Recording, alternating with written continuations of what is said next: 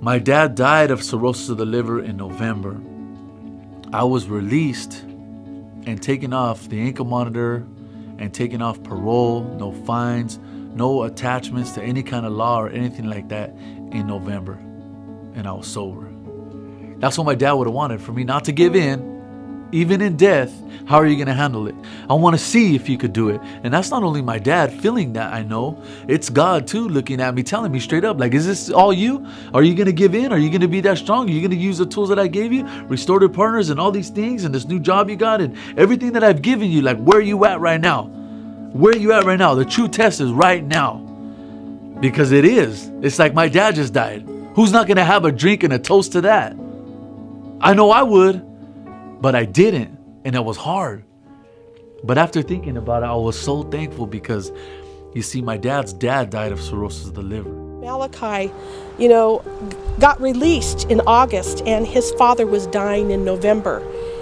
And I was able to process that with him, to be a pastoral counselor and a friend and someone there to help him really walk through his emotional experience, but his spiritual experience with it, along with a lot of our volunteers.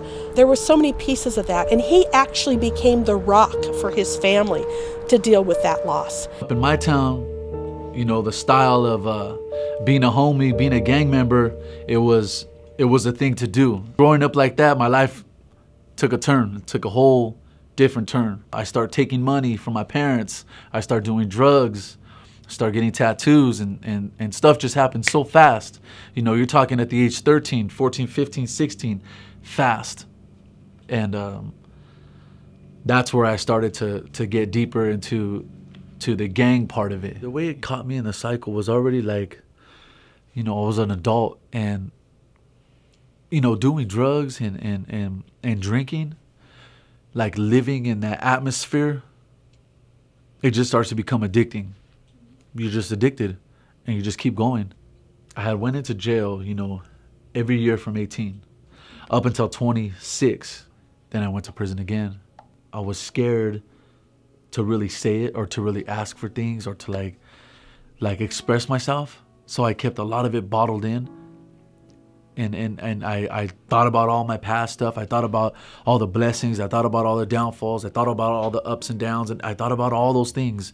But I had it all inside of me. I didn't want to say it or share it because there's homies around. They're hard homies. They ain't playing. You think they have anything to lose? Well, if you're about it, then you're with us. You're going to stand with us. Well, yeah, I stood with them. But at the same time, I was afraid. But I still had good homies in those people that I was standing with, telling me to do good, telling me to do right. So basically, I just kept my mouth shut and I just watched and observed everything around me. When I left that prison, I told myself, I don't ever want to go back. And I didn't go back. I was blessed. God was so gracious to me to reveal himself again to me and to show me I'm still here. It's you that keeps walking away.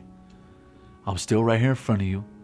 I'm still here calling you, but you're the one that walked away from me. And this time that I didn't get to go back to prison, which was a blessing, and I stood on the farm at San Luis County, that's where Restorative Partners came in. With Sister Teresa, how she shows you how to love. And she tells you and looks at you in your eyes and tells you that she loves you. I love you, sister. I love you so much, Malachi. Thank you for everything you've done for me. Thank you for everything you do for me. I appreciate it. And that's Restorative Partners. And are they important? Of course they're important. We need those kind of programs because if we don't have those kind of programs, there ain't gonna be really nothing to run to. Because that's what I ran to. God was so gracious to me, and He opened the door. He opened the door for me to make a chocolate chip cookie. And it sounds funny, but I promise that to the Lord, that's what it was. He opened the door for me to make a chocolate chip cookie at San Luis Obispo County on our farm in my own soil, my own backyard, and for me to make a change here. This is the bakery. This is the area where I started at. I worked here for 16 months. Every single day. Every single day I worked here, and this is where I found my change. This is where I found who I was. This is where I found my talent. And they teach you, as you come here and you get this job, you know, you're put at a job at the farm, at the honor farm. You're put at a job because you're to work. You get time from the courts and you come back and they give you a job. You get assigned a job, or you can ask for a job. And mind you, at the same time that I be doing this, I'm an inmate. I'm working for free. Your criminal mind, thinking, and straight up, I tell you like it is, I'll give it to you like it is. You're hating what you're doing, but at the same time you want to learn, you want to change. To me, it amazes me that something like this can really calm me down.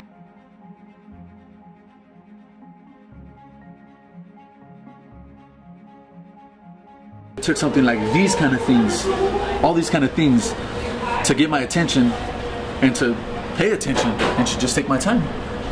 And I enjoy it. Before Malachi even got out, we wanted to start preparing, and I always caution him, the last month is your hardest month. And he's going, no.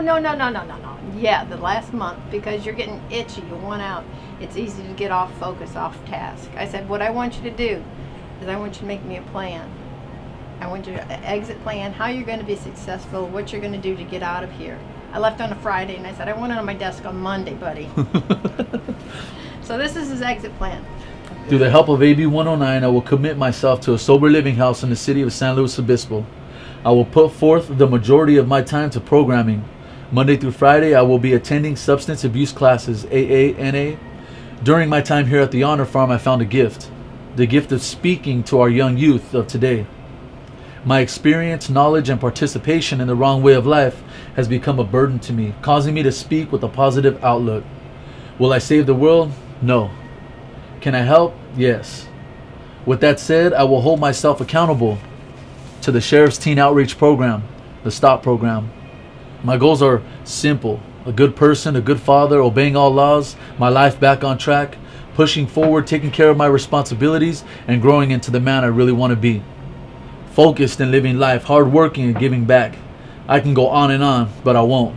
Action speaks louder than words. I'm finally ready to take those actions. I leave you with one word: ambitions. Definition: determination, drive, energy, motivation, push, aspiration, goal, mark, and meaning. The eager desire for success. My name is Malachi Chavez, and I am heavily active in my recovery. I appreciate it a lot, both of you. I know. You guys did a lot for me.